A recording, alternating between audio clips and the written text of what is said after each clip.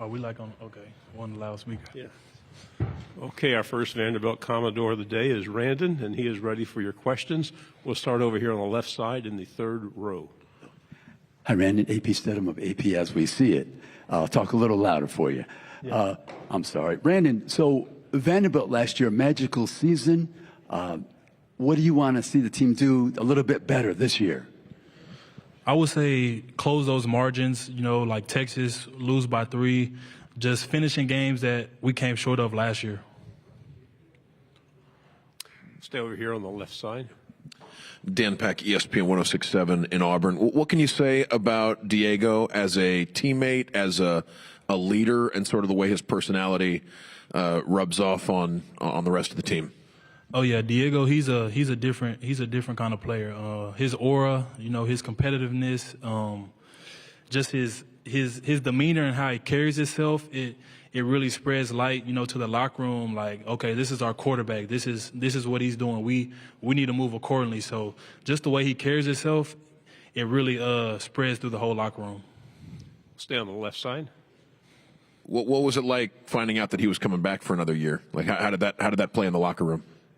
Oh, it shocked everybody. We weren't expecting him to get it, but when he got it, it spread a light throughout the locker room. Like, okay, we're going to make a run. We got our quarterback guy back. We got our guy. It's time to go on a run. Is there a different vibe entering this season that you feel around campus or around the city? Oh, definitely. Especially with Pavia coming back, everybody knows him, so it's a lot of more, interactions with students walking around the campus, with, outsiders, anywhere we go with Pavia, somebody's going to ask for a picture, so it's definitely a change in Nashville. Right side, third row. Jada Ferris with WAFB in Baton Rouge. Last year when y'all came to LSU, y'all lost by 7. This year y'all are going back to Nashville. How do you guys look to turn that matchup in your favor? Just executing. We have to do the little things right because we play great opponents with NFL talent all across the board. So we have to bow down to the little things and execute when we need to execute. Stay on the right side, second row. What can you, Alex Binded on 3, what can you kind of say? Was there a tangible kind of benefit to the win over Alabama, the upset? Did you kind of feel it? Players never want to kind of look back, but how much can that game kind of keep y'all rolling? Oh, yeah, that game was crucial because, we were coming off a 2-game losing streak. We lost to Georgia State. We weren't prepared. Took Missouri to a double overtime thriller loss. And then, after that Bama game, when we got that win, it just showed us like, okay, we're here. We can play with anybody in the country. We just have to execute when it matters. And, that really, it gave us hope and it gave us motivation. Stay on the left side, fourth row. How important is that belief when you guys can beat teams that have historically competed for SEC championships and in order to when you guys pull off a win, you got a couple of them like that last year. Like, what does that mean for a team's overall psyche? I feel it shows, what's the locker room all about. It shows the type of players, the type of men you have in your locker room, and it means a lot for the program. It means a lot for the players having that mindset that we can go in and win any game in any given moment, no matter the rank, no matter the team, no matter the team's history. So it's very critical. Stay on the left side. What do you tell prospective teammates about Nashville and the possibility of living there while you're playing for Vanderbilt? It's definitely a recruiting pitch for sure. Living in Nashville, playing in the best conference in college football, so it's a big recruiting pitch that our department likes to use. But players want to win, so that's our main focus in winning. Like, it's cool to live in Nashville, it's cool to live in a good city, but if you want to go to the NFL, it doesn't matter what city you live in. It matters if you're winning, and it matters if you're making plays on a good team. So we're trying to build Vanderbilt up to that good team, to where we're nationally talked about, and that's what we're working on. Right side, second row. You talk about that national kind of reputation. I mean, obviously, a win against Alabama does things for a program. How much tangible results do you think that win had in Diego's case, kind of having him be the face of that? It definitely played a big role because Diego, he's a marketing monster. Like you don't really see too many guys like him at the quarterback position with that swagger, with that demeanor, with that mindset, even with the physical attributes that he have. You don't really see too many quarterbacks like that. So I feel like that win, and they seen what Diego can bring to college football, the spark, the energy, the aura that he can bring. That definitely played a huge role in maybe not, but I think it played a huge role in him getting that year.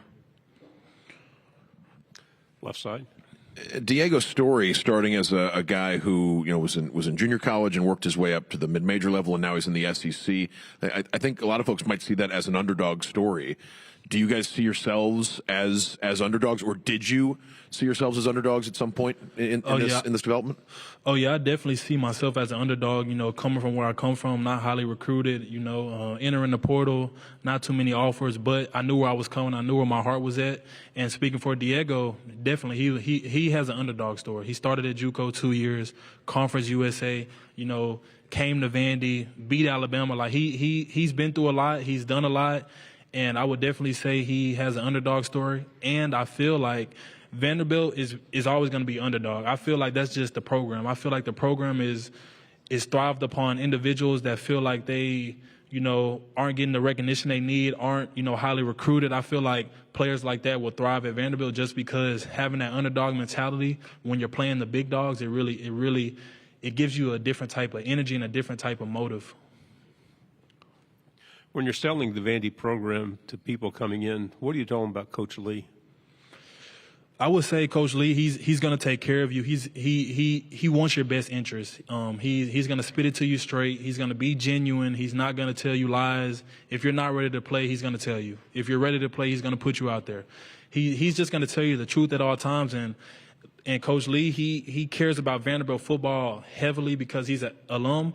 So he wants the best for the program, and he's going to bring in the guys that he feels fits the program to the best way. Right side.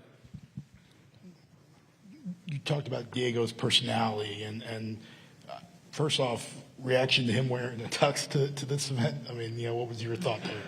I actually picked that out for him. He was so last minute. I had to put a little something together for him.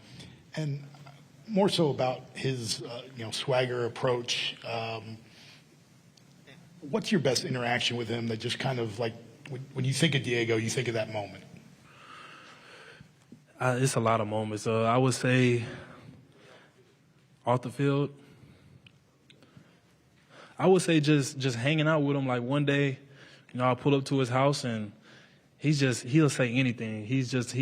But I like that. That's what we need. Like he's one of those guys, like you never know what's going to come out of his mouth. Like good or bad, like even y'all having a good time, he might say some off the wall crap and like y'all just laughing the whole time. So just having him, man, he's a character. He's a character.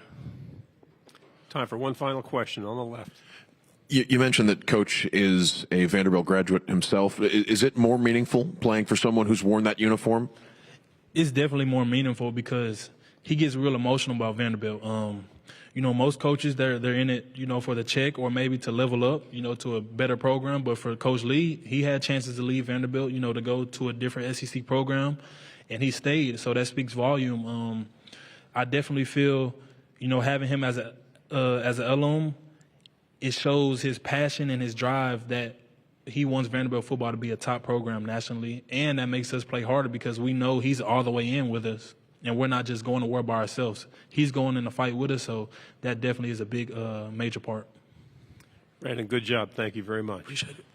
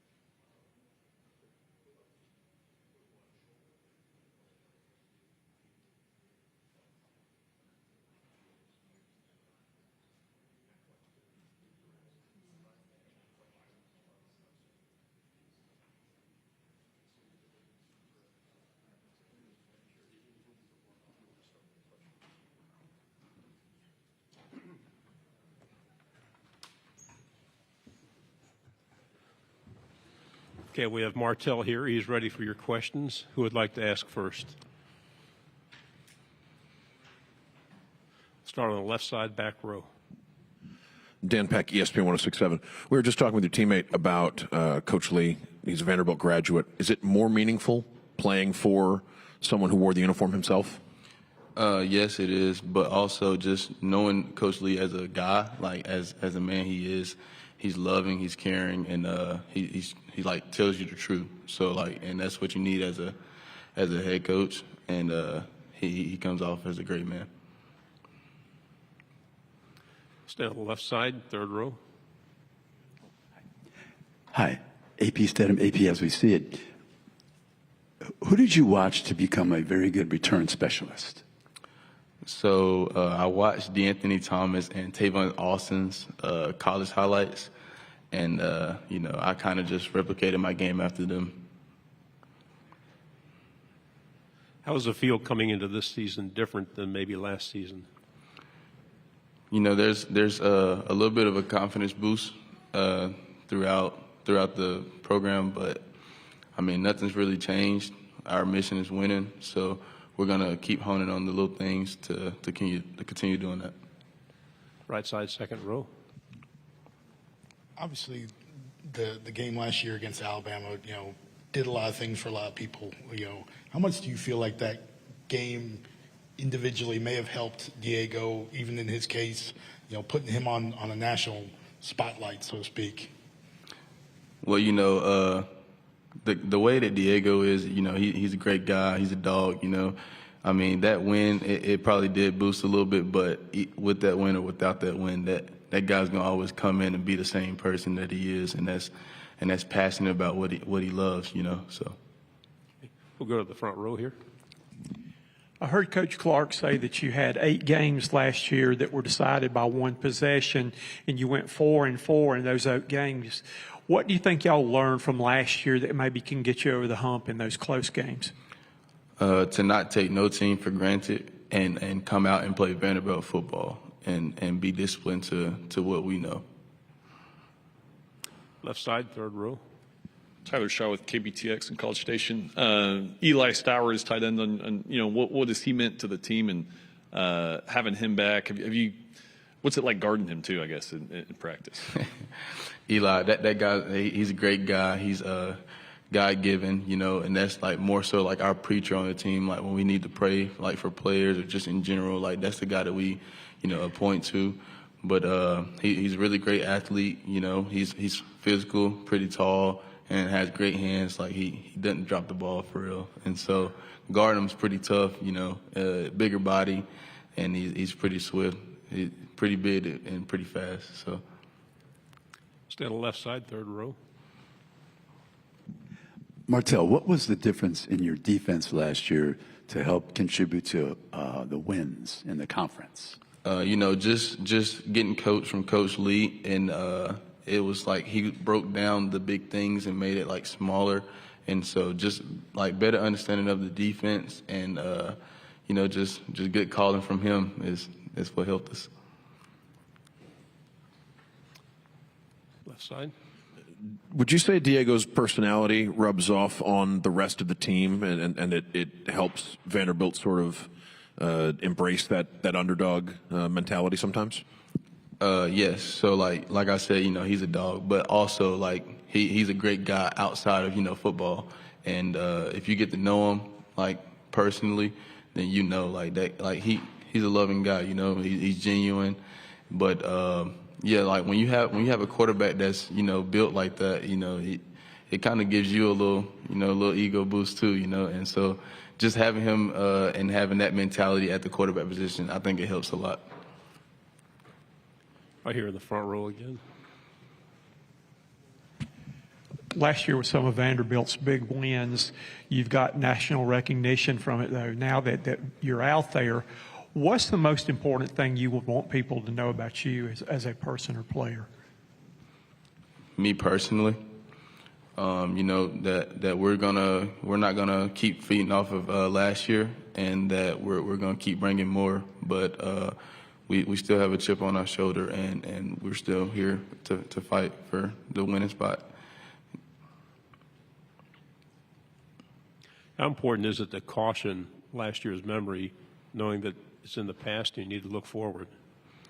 Could you repeat that question, please? Sure. How important is it to seal off last season as it's over, we did well, but we have to focus on this year? Is that an important mindset to have this year? Yeah, I mean, the past is the past. We have to leave it behind us, but we can also build off of it. So, and that's what we're gonna do. So we're just gonna break down last year's film. See what the things that we need to improve on, but we're just gonna improve on those little small things and build off of it. Left side. There's buzz that you may have something of a two-way role this year. Any thought on how your preparation has changed for this upcoming season? Yes. So I mean, I am playing both ways, and I mean, there's not really change. I mean, I have to do both ways, but it's like 50-50. So I have a pretty good schedule for it. Certain periods I do offense, certain periods I do defense, and then team segments I do a certain amount of plays on offense and defense. Stay on the left side. What's the biggest adjustment, to this offseason, knowing that you're going into a season playing both ways? Just staying healthy, staying in the training room and in the film room to not forget plays and formations. But staying healthy is the main part. Right side, second row. You talk about playing both ways. How much did Travis Hunter's success, I mean, was that something that when you saw him doing what he did, you go to Coach Lee and, point out some things or what? So it's crazy because me and him played against each other in high school. So we were like, back and forth. But like I said, I did it in high school. And, I mean, I didn't think it was actually possible to, actually do it because of rules. But once I seen Travis do it, I was like, hey, Coach, let me do that. And he kind of gave me the shot at it. So we're going to see how it plays out. Left side, third row. Martell, I've spoken to teams in the past where they were a decided underdog, and they would discuss, we think we can win this game. And then they played the team the next year, and it was, we know we can win the game. So do you feel your team is at that point psychologically? No. So we don't really go into games thinking, hey, can we win? Can we not win? We go into every game with the mission of winning. And so every game we're gonna always assume that we're gonna win, no matter who it is. Front row. There are a lot of great places to play in this league. Do you have a favorite road trip or place that you like when you go on the road? First Bank Stadium.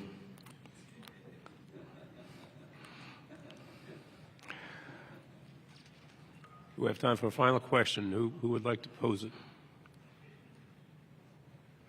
Go back here on the left one more time.